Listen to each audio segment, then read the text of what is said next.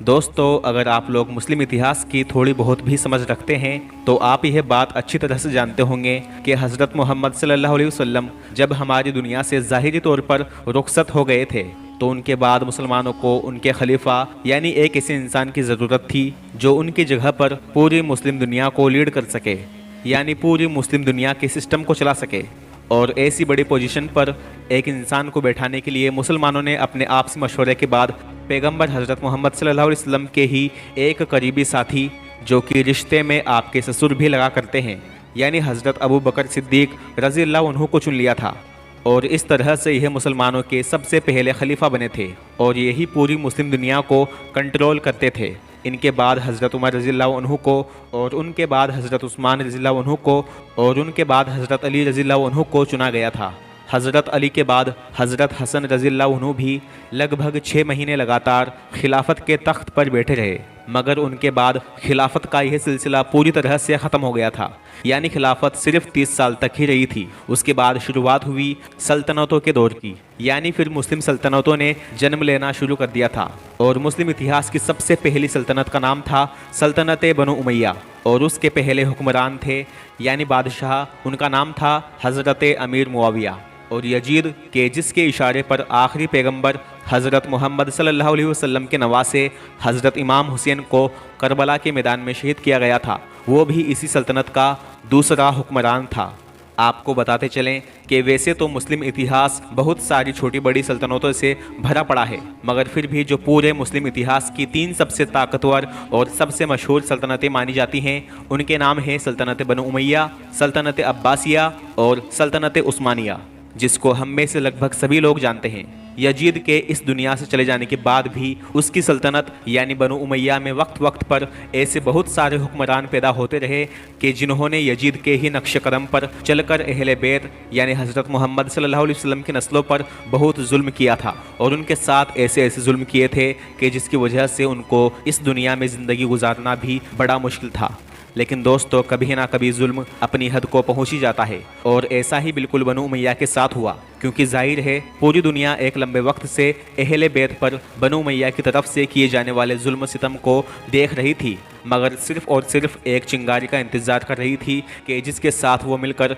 अहले बैत पर हो रहे जुल्म सितम को ख़त्म कर सके। और वो चिंगारी, वो इनकलाब बनु अब्बास की शक्ल में आ गया था, यानी एक ऐसा इनकलाब जिसने बनु उमैया को पूरी तरह से तहस नहस कर दिया था, और एक ऐसी बड़ी और ताकतवर सल्तनत कि जिसको हराना नामुमकिन समझा जाता था, वह हमारी दुनिया से सिर्फ चंद महीनों के अंदर ही ऐसे ख़त्म हो गई कि मानो इस नाम की कोई सल्तनत ही नहीं थी। और इस तरह से एक नई सल्तनत यानी सल्तनत अब्बासिया हमारी दुनिया में वजूद में आई। जैसा कि मैंने आपको पहले ही बता दिया था कि यह जो सल्तनत अब्बासिया थी, जो कि मुस्लिम इतिहास की सबसे मशहूर सल्तनत में से एक है, और इसकी बुनियाद ही इस बात पर रखी गई थी कि यह लोग ना सिर्फ अहले बैत पर जुल्म सितम को ख़त्म करेंगे, बल्कि अहले बैत को एक अच्छी ज़िंदगी भी देंगे, क्योंकि वह अहले बैत हैं, यानी हज़रत मोहम्मद सल्लल्लाहु अलैहि वसल्लम की नस्ल में से हैं, उनकी औलाद में से है। साथ ही साथ इस सल्तनत के कायम होने से पहले ही इसके बड़े बड़े लीडर्स की तरफ से ये वादा भी किया गया था कि वह अहले बैत पर होने वाले जुल्म सितम का बदला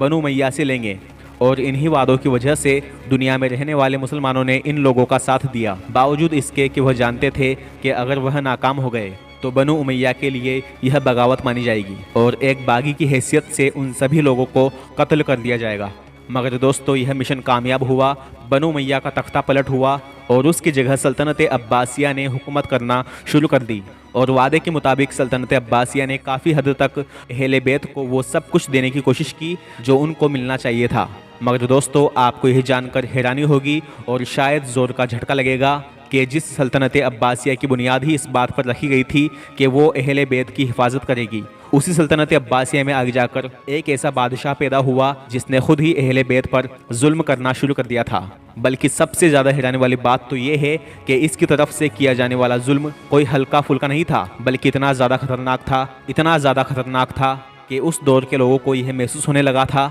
कि शायद बनु उमैया से भी ज़्यादा खतरनाक दौर आ गया है। अब न जाने अहले बैत के साथ क्या होगा। मैं बात कर रहा हूँ उस अब्बासी खलीफा के बारे में कि जिसको इतिहास में अबू जाफर मुतवक्कल अल्लाह के नाम से जाना जाता है। इसको बहुत सारे मुस्लिम इतिहासकार यजीद ऑफ बनु अब्बास भी लिखते हैं। जैसे बनु उमैया के दौर में यजीद ने अहले बैत हजरत इमाम हुसैन रज़ियल्लाहु अन्हु पर जुल्म किया था, बिल्कुल उसी तरह इसने भी बनु अब्बास के दौर में अहले बैत पर जुल्म व सितम किया था। यह जालिम बादशाह रिश्ते में एक मशहूर खलीफा हजरत हारून रशीद का पोता था, जो अपने भाई वासिद की मौत के बाद खिलाफत की गद्दी पर बैठा था। यह एक शराबी इंसान था जो हमेशा शराब के नशे में ही रहता था। शराब के साथ साथ यह सिर्फ ना बहुत ज़्यादा जालिम इंसान था बल्कि बदसीरत भी था। अहले बैत के साथ न जाने क्यों हद से ज़्यादा दुश्मनी रखता था और इसने एक हद से ज़्यादा जालिम इंसान को मक्का मदीना के इलाके का गवर्नर बनाकर यह हुक्म दे रखा था कि इस इलाके में कोई भी इंसान आले अबू तालिब के ऊपर कोई एहसान ना करे, यानी पैगंबर हज़रत मोहम्मद सल्लल्लाहु अलैहि वसल्लम की औलाद में से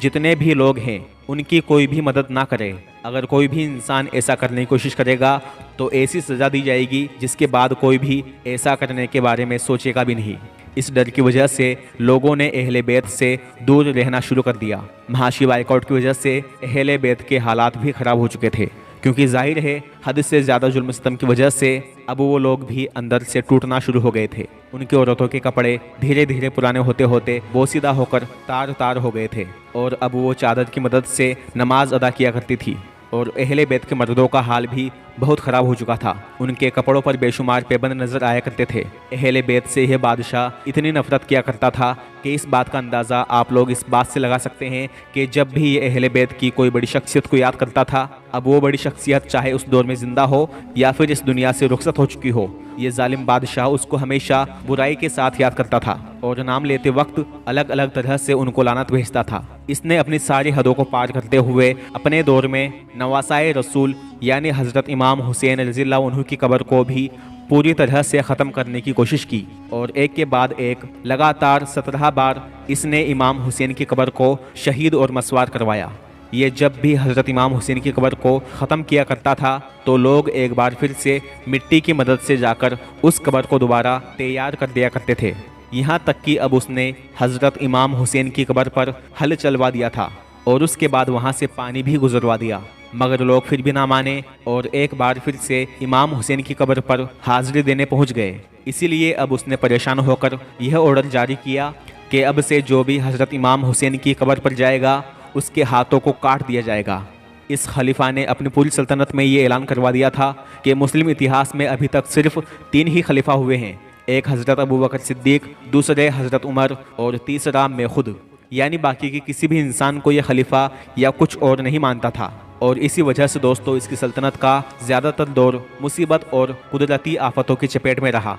इसकी सल्तनत के दौर में न सिर्फ खतरनाक जलजले आए बल्कि इसके दौर में सूखा भी पड़ा और इसके दौर में कुछ इलाकों में आसमान से पत्थरों की बारिश हुई। इसके दौर में इराक में मुर्गी के अंडों के बराबर ऐसे खतरनाक पत्थरों की बारिश हुई कि जिसकी वजह से कई बस्तियां बर्बाद हो गई और सैकड़ों लोगों को अपनी जान गंवानी पड़ी। और इसी के दौर में एक ऐसा खतरनाक जलजला आया था कि जिससे निशापुर, खरासान, अस्फहान, तिब्रिस्तान जैसे बहुत सारे इलाकों में हज़ारों लोगों को अपनी जान गंवानी पड़ी। मगर इन तमाम चीज़ों के बावजूद भी ये कभी भी अपनी हरकतों से बाज ना आया और मुसलमान ही नहीं बल्कि इसने अपने दौर में रहने वाले गैर मुस्लिमों को भी बहुत ज़्यादा परेशान कर रखा था। इसके दौर में गैर मुस्लिम के लिए यह ज़रूरी था कि वह अपने गले में लकड़ी के पट्टे पहने, वह घोड़े पर सवार नहीं हो सकते थे और इसके अलावा उनके घर भी छोटे होने चाहिए। गैर मुस्लिम को एक ऐसा कपड़ा पहनना भी ज़रूरी था कि जिसकी वजह से उसको पहचान सकें कि यह गैर मुस्लिम है। इतना ही नहीं दोस्तों, इस जालिम बादशाह ने गैर मुस्लिम पर बहुत सारे अलग अलग तरह के टैक्स लगा रखे थे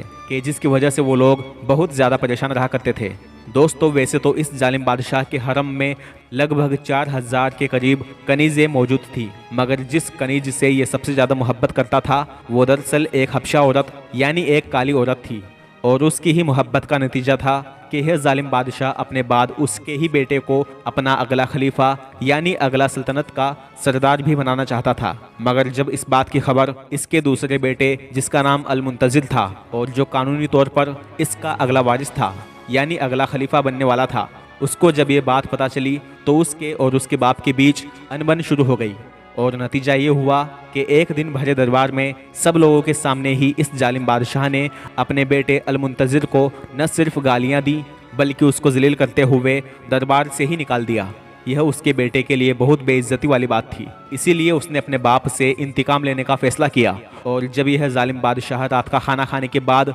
शराब के नशे में चूर था तो उसके ही बेटे यानी अल-मुंतज़िर ने अपने कुछ दोस्तों के साथ मिलकर उसके बाप यानी इस जालिम बादशाह को कत्ल कर दिया। और इस तरह से इतिहास का यह जालिम बादशाह अपने ही बेटे के हाथों से पूरी तरह से ख़त्म हो गया। आज की इस वीडियो का इख्तिताम यहीं पर करते हैं। वीडियो पसंद आने पर लाइक करें और शेयर करें सबके साथ, और चैनल को सब्सक्राइब करके बेल नोटिफिकेशन को ऑन रखें ताकि ऐसी हिस्टोरिकल वीडियोस और इस्लामिक इन्फॉर्मेशन वाली वीडियोस आप मिस ना कर सकें। मुलाकात होगी अगली वीडियो में इंशाल्लाह। जिंदा रहा तो अस्सलाम वालेकुम।